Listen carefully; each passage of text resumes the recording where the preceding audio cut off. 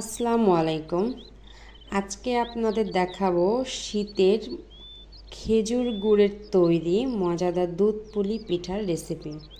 এজন্য প্রথমে গুড়টাকে কড়াইতে নিয়ে এটাকে ভালো করে মেল্ট করে নিতে হবে। এটা গলে গেলে তারপর আমি মধ্যে নারকেল দিয়ে দেব। আমি ফ্রোজেন নারকেল ইউজ করেছি। এখন দিয়ে দিব চিনি, 1.5 কাপ মতো চিনি দিয়েছি। এখন এটাকে ভালো মতো নাড়াচাড়া করতে হবে। এর মধ্যে আমি দিয়ে দিয়েছি একটু চাউলের গুঁড়া বাইন্ডিংয়ের জন্য, আর দিয়ে দিচ্ছি একটু গরম মশলার গুঁড়া। এখন এটাকে ভালো করে নাড়াচাড়া করে নিচের রসটা শুকিয়ে যাওয়া পর্যন্ত নাড়াচাড়া করতে হবে। রসটা শুকিয়ে গেলে এই যে এরকম পর্যায়ে চুলাটা অফ করে দিতে হবে। এখন আমি চুলায় নিয়ে নিয়েছি 8 কাপ পানি এবং এর মধ্যে দিয়ে দিয়েছি একটু লবণ। দেওয়ার পর এটাকে নাড়া দেওয়ার পরে দেখুন পানিতে বলক এসে গেছে, এটা ফুটে উঠেছে। এখন আমি চাউলের গুঁড়াগুলো দিয়ে দিব। এখানে আমি 4 কাপ চাউলের গুঁড়া ইউজ করেছি। আমি শুকনা চাউলের গুঁড়া নিয়েছি। আপনারা যদি ভেজা চাউলের গুঁড়া নেন তাহলে পানির পরিমাণটা অবশ্যই কমিয়ে দেবেন। মাঝখানে ছিদ্র করে দিলাম যাতে পানিটা উপরে এসে উপরের গুঁড়াগুলো সিদ্ধ হয়। 2 থেকে 3 মিনিট আমি ঢেকে রাখবো। তারপর ঢাকনাটা উঠিয়ে এটাকে নেড়ে দিব ভালোভাবে, যাতে সবগুলো গুঁড়াতেই পানি লাগে এবং সিদ্ধ হয় ভালো করে। ভালোভাবে এভাবে নাড়াচাড়া করার পরে আমি আবারও 5 থেকে 10 মিনিটের জন্য ঢেকে রাখবো। ঢাকনা খুলে আমি এবার এটাকে একটি প্লেটে ঢেলে নিয়ে ভালো করে মেখে নেব, ডোটাকে মাখিয়ে নেব। এটা আমি একটা পাত্রে ঠান্ডা পানি নিয়েছি, হাতটা ঠান্ডা পানিতে বারবার দিয়ে গরম অবস্থাতেই এই চাউলের গুঁড়াটা মাখতে হবে, নয়তো পরবর্তী ঠান্ডা হয়ে গেলে এটা মাখা যাবে না। একটা স্মুথ ডো তৈরি করে নিয়ে এখন আমি এটাতে রুটি বেলে নিয়েছি।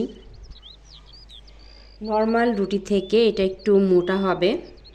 আমি একটু দ্রুত করার জন্য গ্লাস দিয়ে কেটে নিয়েছি যাতে শেপটাও মানে সেম থাকে।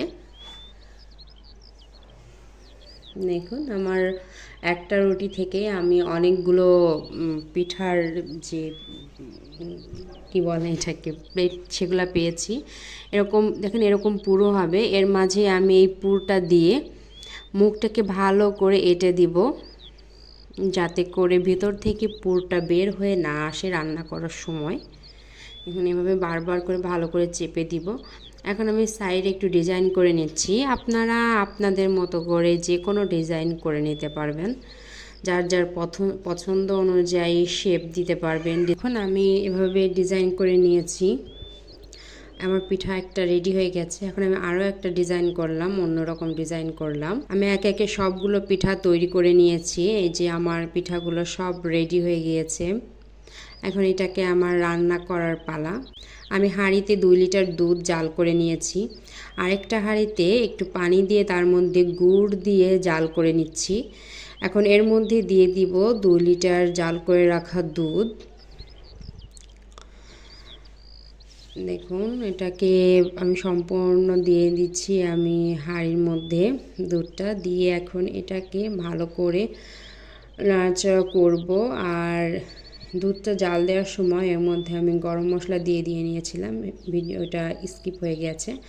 এখন এর মধ্যে আমি পিঠাগুলো দিয়ে দিব, একটা একটা করে সবগুলো পিঠাই দিয়ে দিব। আর এই পিঠাটা রান্না করার সময় খুবই সাবধানভাবে মানে নাড়াচাড়া করতে হবে।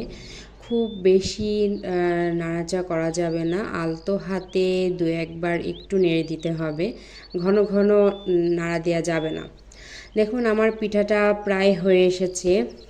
পিঠাটা রান্না করতে খুব একটা সময় লাগে না, 10 থেকে 20 মিনিটের মতো। 10 মিনিট নয়, আপনারা 20 মিনিটের মতো রান্না করবেন। এই যে আমার প্রায় হয়ে আসছে। আমি উপর থেকে গরম মশলার গুঁড়ো দিয়ে দিচ্ছি।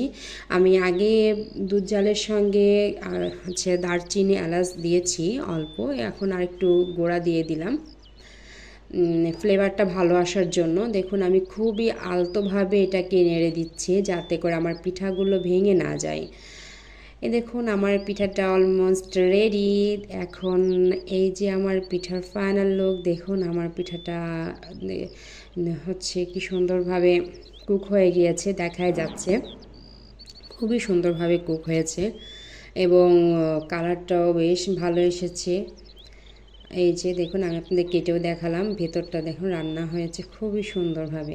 আপনারা অবশ্যই বাসায় ট্রাই করবেন।